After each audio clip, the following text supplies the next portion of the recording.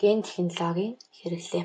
12.8-ийн ген технологиг хүнсний бүтээгдэхүүний чанар гарцыг сайжруулах, хүн амын хүнсний хэрэгцээг зохицуулахад ашиглаж байгааг жишээгээр тайлбарлах гэсэн суралцсан зорилтын хүрээнд хичээл явагдана. За хүүхдүүд та бүхэн 10 дугаар ангид үтсэн биотехнологи, ген технологийн сэдвээр үтсэн агуулгуудаа сэргээн баттгаж уг дасгалыг ажиллаарай. За генетик инженерчлэлийн зарим түүхүүдээс дурдвал 1928 онд трансформацийн нээлтийг бол Грифт гэдэг эрдэмтэн нээжсэн бахна. За 1953 онд ДНХ-ийн давхар спираль бүтцийг бол Вотсон, Крик нар нээсэн бахна. За 1970 онд бол стриктаза энзимийг нээж ДНХ-ийг түсэх боломжтой Смит нээсэн бахна. За 1977 онд ДНХ-ийн секвенсингийн аргуудыг бол Сангар, Гилберт нар бол нээсэн бахна. 1972 онд рекомбинант ДНХ-ийн технологиг Берг гэдэг эрдэмтэн нээсэн бахна. 1983 онд полимеразын генжин урвалыг бол Мюллес нээсэн бахнэ.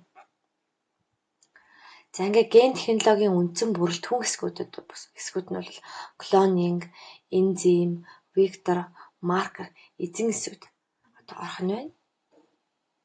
За ген шилжүүлгийн үндсэн зарчмуудаас дурдах юм бол генийг ялгаж авна, сонирхсон эсвэл хэрэгцээтэй генийг стриктаза энзимийг ашиглан бол ялгаж авнаа. Үүний дараа бол генийг олшруулах арга үе шат явагдах нь байна. Полимеразын генжин урвалаар ялгасан генийг олон дахин хуульж тоо хэмжээг нь нэмэгдүүлэх нь байна.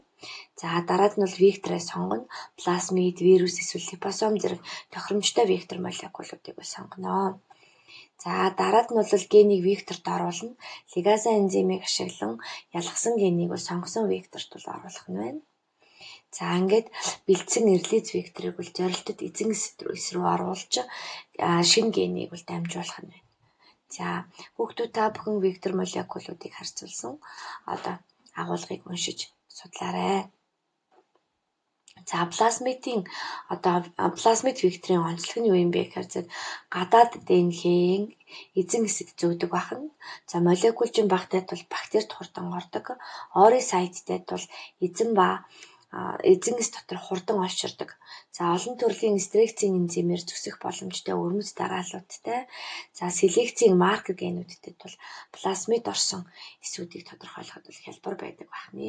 За хүүхдүүд та бүхэн энэ QR кодыг уншуулаад симуляцийг ажиллаж дараах үе шатнуудын дагуу даалгаврыг хийж гүйцэтгээрэй.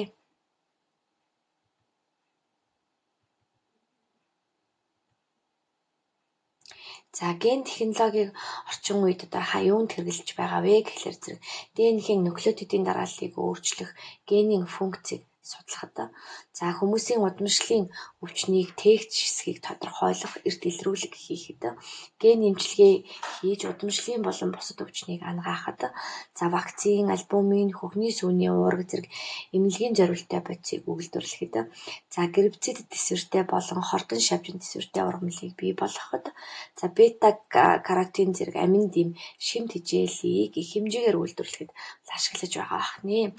За генетик инженерчлэлийн сул ба давуу талуудыг дурдсан байна. Та бүхэн бас уншиж судлаарай. За ургамалд ген шилжүүлсэн амжилтуудаас дурдах юм бол гербицид тэсвэртэй ургамал, хортон шавжин тэсвэртэй ургамал, хүйтэн тэсвэртэй ургамал, өвчин тэсвэртэй ургамал, бета каротиныг үйлдвэрлэх, хөрсний эвдэрлийг сэргээх зэрэг үйл ажиллагаануудад амжилттай хэрэгжүүлж байгаа бахна. Харин амьтанд ген шилжүүлсэн амжилтуудаас дурдах юм бол рекомбинант уургийг үйлдвэрлэх, эсрэг бие үйлдвэрлэх, шилжүүлэн суулгах эд эрхтнийг үйлдвэрлэх, за генийн үүргийг судлах, эмчилгээний технологиг боловсруулах, хавдрын загвар болгох гэх мэтчлэн ажлуудад бол ашиглаж байгаа бахна. За энд бол амьтанд амжилттай хэрэгжүүлсэн жишээнээс дурдах юм бол сомототрофинтэй хулт загсыг гарган авсан бахна. Усны бохирдлыг илрүүлэгч зебра загсыг бол гарган авсан бахна. Хүний чихний мөгөөрсийг үсгсэн амьтан байна. Үүнийг шилжүүлэн суулгасан бахна. За хүний сүүний уургатай ямааг бол гарган авсан байх нэ. За За хүүхдүүд та бүхэн тус хичээлийг уншиж судлаад тэмдэглэл бичээрэй.